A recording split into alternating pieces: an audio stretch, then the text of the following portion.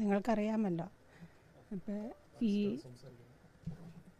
ഞങ്ങൾക്ക് കാർഡ് നൽകിയ GR അനിൽ മന്ത്രിക്കും സർക്കാരിനും എൻ്റെ നന്ദി അറിയിക്കുന്നു. കാർഡ് കൊടുത്ത് വിട്ടതിൽ സന്തോഷം. ഞാൻ ഒരു പബ്ലിക് സ്പെഷ്യൽ പ്രോസിക്യൂട്ടറെയാണ് ഞാൻ കൂടുതലായി ആവശ്യപ്പെടുന്നത്. അതും സർക്കാർ നിരസിക്കില്ലെന്ന് ഞാൻ കരുതുന്നു. അത് സമയം എടുക്കുമായിരിക്കാം. ഞാൻ കുറച്ചുകൂടി വെയിറ്റ് ചെയ്യും.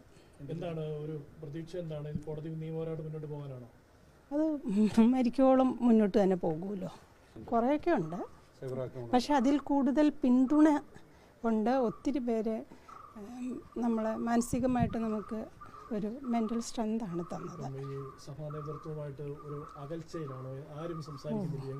ഇല്ല, അങ്ങനെ പറയരുത്. സഭാ നേതൃത്വത്തിന് ഇതിൻ്റെ അകത്തേക്ക് കൊണ്ടുവരേണ്ട. അവരുടെ നിശബ്ദതയാണ് നമ്മളെ വേദനിപ്പിക്കുന്നത്.